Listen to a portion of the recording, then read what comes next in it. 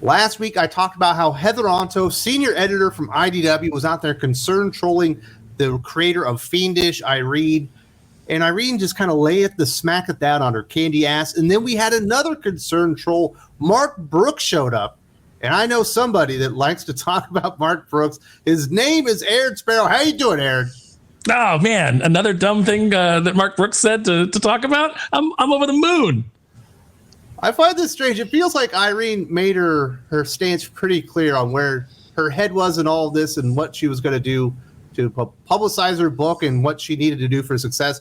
But Mark Brooks decided he needed to go in there and let her know you're doing the wrong thing. And this is his tweet. He says, "Your work is very good, but let's be clear. Your work, whether mainstream or indie, will be why you fail or succeed. Success through joining a cult of personality is hollow and short-lived. It's not real."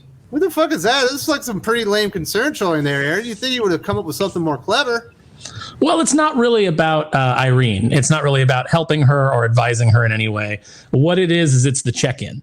It's Mark Brooks saying, "Hey, everybody, I'm against Comicsgate 2. In case you forgot, in case my 20 tweets yesterday didn't make it clear. I know that I'm a cis hetero white man in the industry, but I'd like to keep working. So I just want to make sure that y'all know what side I'm on." Yeah, you don't want to get Scott Snyder where Heather Antos comes out and like puts you on Front Street and you have to apologize in front of the world.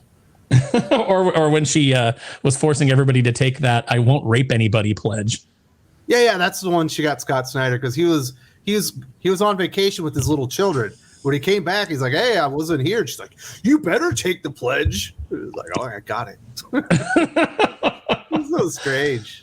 It's so strange that everybody in the industry is so well. First of all, it's weird that the industry just comes to a complete stop every time she puts out some tweet where she says that she's been wronged, and everybody rushes to console her. That's bizarre to me. Secondly, it's just strange that anybody cares what she has to say. She's not been responsible for any big successful program in the industry, any books, or she's not really elevated any creators to great heights. I don't understand what she's contributed to the industry that warrants the amount of attention that is given to her.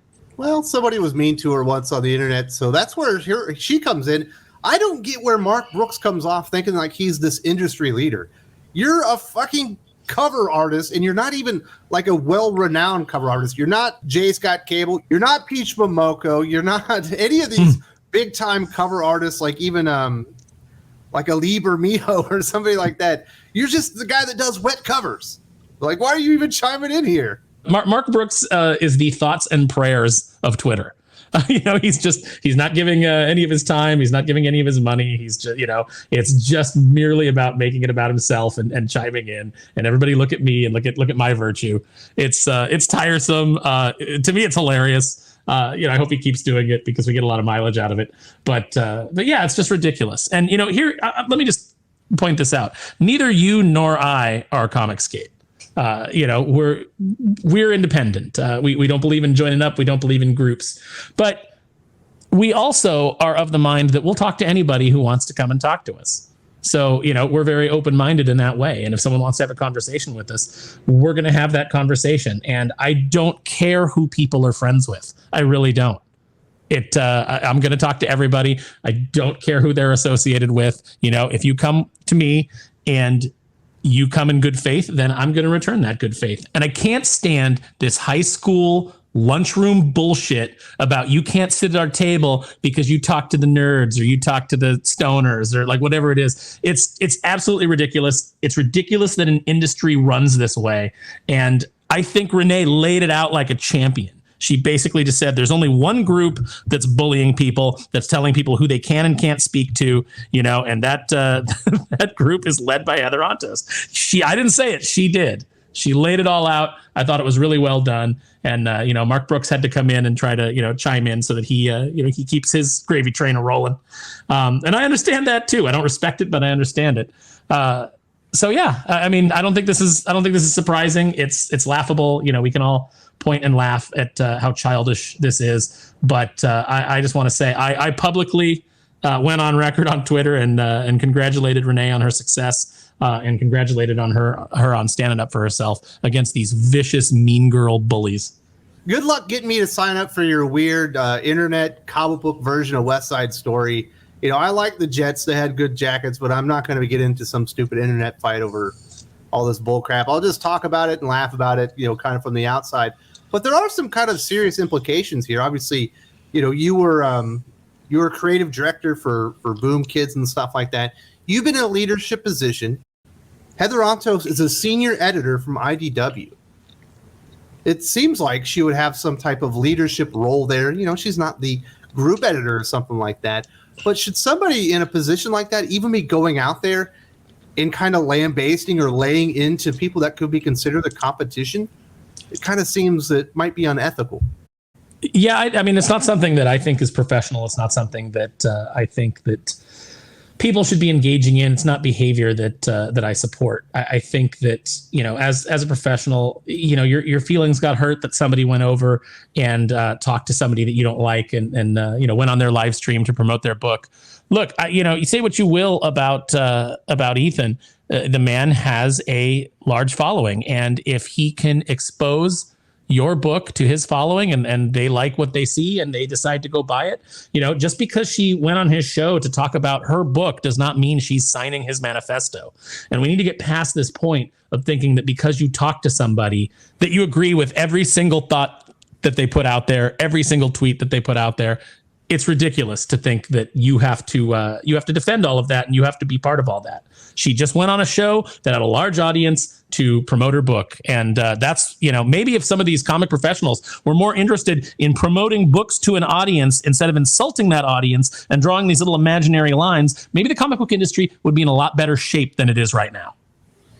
Yeah, there's a lot of issues out there. No one can deny the success that, Ethan Van Sciver and his collaborators on his channel have had. There is a track record of success crowdfunding.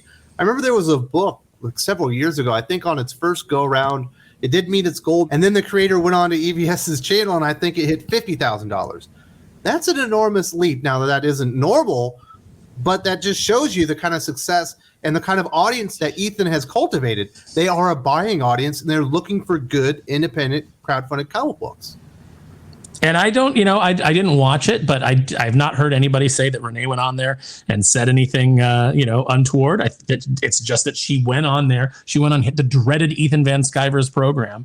And, and it's funny because they don't even call him Ethan Van Sciver. They make up these little names for him as if he's Voldemort, when they talk about him on Twitter. But just because she went on that program, Heather decided that she could go out there and do a blind item and try to destroy her, try to get her blacklisted from the rest of the industry. Well, you know what? Let me tell you something. When you do this to creators, you're showing other creators that just how vicious you are. And they're also seeing the success that they have when they go over to the Comicsgate side. So what do you think's going to happen? And what this really is this is fear. From your Mark Brookses, from your Heather Ontoses, it's fear that more and more people are going to cross that, walk through the forbidden door, to use a wrestling term, which we love to do. They're going to walk through that forbidden door and they're going to go over to the, and appeal to the CG audience, and they're going to make money and they're not going to need you anymore. And that's what the fear is. That's what they're really terrified about. Well, they should be terrified. All the numbers spell out that there's a lot of issues going on with comic books. There are more comic book readers now than ever. They're just not reading traditional American publishers all that much in comparison to manga, Scholastic, and other comic book providers out there. And we're definitely seeing the growth on Indiegogo, on Kickstarter, as far as comic books. People are out there looking for this stuff. And every day, somebody like a Heather Ontos, every day, somebody like a Mark Brooks, they lose, a little bit of sway in the industry. As it grows, it kind of outgrows them. And eventually, there's not going to be any more room for them. Absolutely. And, the main fear that you can see in them is that they have spent so long berating customers and talking down to them and just basically treating their paying customers like crap, that they know when the bubble bursts, when the industry collapses, when Zaslav decides that, DC doesn't need to be in the comic publishing business and he cuts that. I'm not saying it's going to happen, but it could. When that happens and the industry collapses and they can't get work at any of these companies because these companies either don't exist or don't have the money to pay them, they can't turn to the customers because they've spent so long insulting them. it's a bad idea to have in the current comic books landscape to sit there and just mistreat people that you are counting on to essentially to pay your salaries. Your chickens will come home to roost, and it kind of feels like it's happening. I see a lot of desperation out there, Aaron, with a lot of pros. You just see a weird air of desperation where, you know, they've kind of lost control of everything that's happening. The audience has moved on, and they don't really care what they think anymore. No, they really don't. I mean, I don't think they really cared too much what they thought to begin with. They just wanted good stories. That's what we are supposed to be providing, is we're supposed to be providing entertainment.